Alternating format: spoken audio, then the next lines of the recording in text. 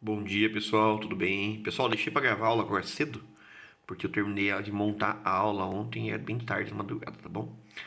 Pessoal, então hoje a gente vai falar sobre os vírus de importância médica, então a gente vai dar uma revisãozinha na como que ele replica, quais são os mecanismos de patogenia viral, tá bom? E daí vamos ver os vírus de importância médica divididos por grupos, beleza? Vamos lá.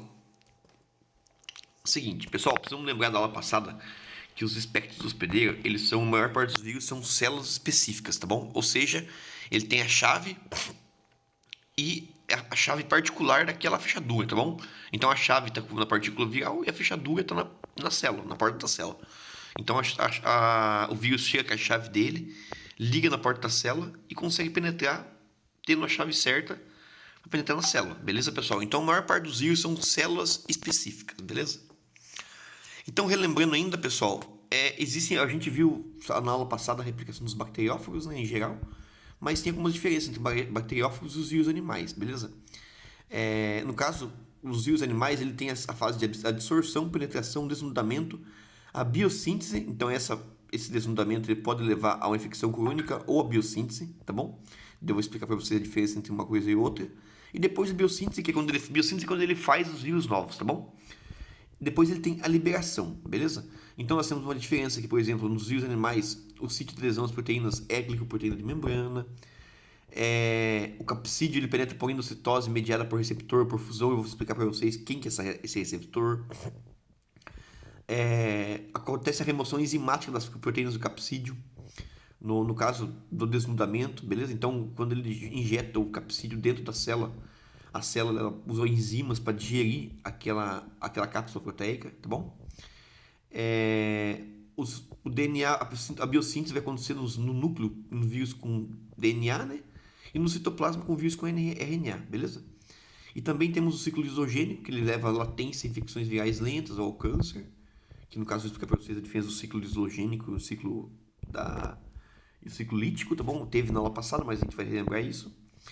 E depois a célula hospedeira ela sofre ou a lise, tá na liberação, ou ela vai liberando por brotamento, através de brotos, beleza? Pessoal, vamos lá então. Lembrando dos ciclos, nós temos dois ciclos, tá bom? O ciclo lítico e o ciclo lisogênico.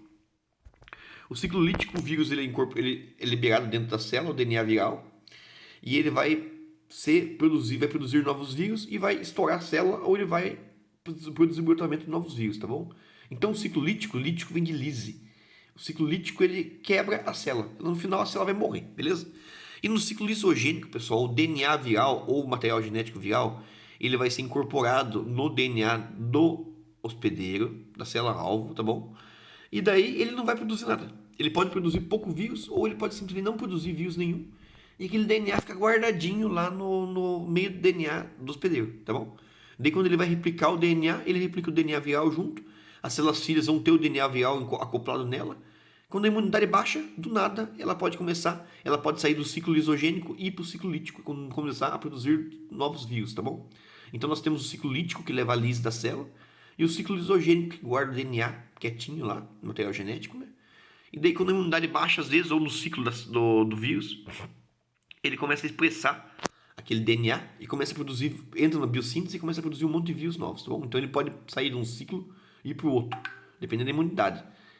Por exemplo, se a imunidade estiver muito forte também, ele pode sair do ciclo lítico e partir para o ciclo lisogênico, tá bom, pessoal? Pessoal, então o ciclo lisogênico ele leva a infecção viral latente, tá bom? Então pensem comigo, um exemplo aqui é da herpes simples, tá bom? O herpes vírus simples, que é o causa-vírus da herpes labial. A gente tem a infecção primária e a recidiva, tá bom? Então na infecção primária, pessoal, a pessoa tem os sintomas leves, tem uma faringite leve, uma estomatite local, ou ela pode apresentar também a varicela, que no caso é os sintomas da catapora, tá bom? Que também a catapora, ela é parente do vírus da herpes, tá bom? Então ela pode apresentar os sintomas da catapora, varicela, ou ela pode apresentar também que um é herpes vírus tipo 1 e outro é herpes vírus tipo 2, tá bom? Ou sintomas de faringite e estomatite, tá bom? Então daí a infecção se cura, porque o sistema imunológico dá conta. Aí o vírus, pessoal, ele não. Só que o vírus não some. A gente não mata o vírus dentro da gente. O vírus ele fica guardadinho e ele vai até a medula espinhal. E ele fica lá no raiz dorsal da medula espinhal, aquele corno maior lá da medula espinhal. Ele vai ficar lá na raiz dorsal da medula espinhal, tá bom? Escondidinho lá. E ele fica latente lá, quietinho. Ele pega o DNA dele, coloca no meio das células, da meio da célula da raiz lá, do neurônio do gânglio, tá bom? E sumiu. Ele tá no ciclo lisogênico dele. Então tá guardadinho o DNA. Então quando a imunidade baixa, por exemplo, quando a pessoa fica idosa, ou quando ela tem, por exemplo, alguns picos, por exemplo, febre, exposição excessiva à luz solar, no caso da mulher, está na menstruação, ou seja, tá com psicológico meio, tá meio aquela fase menstrual meio difícil, tá bom? Também fatores como idade, irradiação por raio-x, no caso da pessoa que faz tirou raio-x, por exemplo, de face, por exemplo, ou ele pode também ter devido a uma depressão, ou devido à imunidade no sistema imunológico, pessoal. Esse vírus, ele simplesmente, a gente pode passar aí do ciclo lítico, lisogênico, que o vírus está guardadinho no meio do DNA, e partir para o ciclo lítico. Aí, ele começa a produzir o vírus de novo. Aí a gente tem a recidiva, pessoal. A recidiva é o famoso cobreiro, tá bom? Por quê? Porque o vírus, ele segue o nervo que ele estava guardado na medula espinhal, tá bom? Então ele fica guardado no gânglio da medula espinhal, então ele vai seguir aquele nervo e vai começar a causar, ou ele pode causar a herpes labial, ou ele pode causar o cobreiro, no caso da varicela, tá bom? Então ele vai o vírus caminha pelo nervo e toda aquela extensão de nervo começa a expressar o vírus, tá bom? Então daí a pessoa fica com uma faixa do corpo dolorida, que parece que é aqueles sintomas de cobreiro mesmo, é uma faixa que serve com bolinhas, tipo como se fosse uma herpes labial, mas andando pro corpo inteiro assim, e dolorido, e naquele momento ele tá liberando o vírus de forma ativa, tá bom?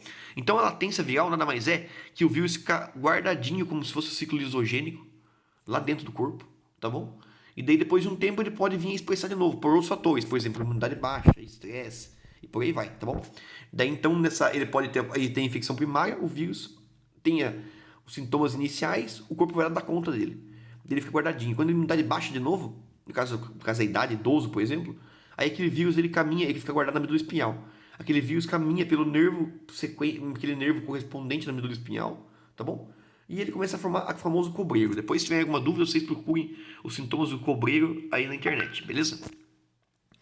Então isso pode acontecer tanto com o vírus da herpes, quanto com outros vírus também, tá bom? Então nós temos os vírus que eles não têm sintoma durante a latência, então parece que você não tem sintoma nenhum, o vírus fica escondidinho. Que nem o caso da herpes labial, que a pessoa só vai apresentar o vírus quando ela tiver o sintoma da herpes, tá bom? E também no caso dos HTLV, que no caso são vírus que causam leucemia, tá bom? Eles também ficam guardadinhos e eles só vão expressar quando eles estiverem causando leucemia, beleza? E também o da herpes zoster, que é o que eu falei pra vocês agora, da catapora, tá bom? Então a catapora, a herpes labial e a do HTLV que causa leucemia, esse vírus específico, eles não são liberados continuamente durante a fase de latência, beleza? Mas tem alguns vírus que ficam na fase lisogênica e de vez em quando eles produzem novos vírus. Eles não precisam ficar muito tempo escondidinho. E esses vírus, pessoal, eles são liberados continuamente. Eles podem infectar de novo, apesar dos sintomas às vezes serem brandos, tá numa fase uma fase crônica da doença, eles podem liberar o vírus continuamente, tá bom? Então, nesse caso, é o câncer cervical, no caso do HPV, tá bom? Da AIDS, o vírus da AIDS também, câncer de fígado, no caso da hepatite B, né? O ecovírus, o vírus da rubéola também é assim, e o vírus do sarampo também é assim, tá bom? Ou seja, se ele tiver na fase lisogênica dela, ele consegue ainda, mesmo na fase lisogênica, sai um pouco, ele ainda é produzido um pouco de vírus, e esses vírus ainda podem causar alguma doença, tá bom? Vou pausar aqui para mandar o vídeo para vocês.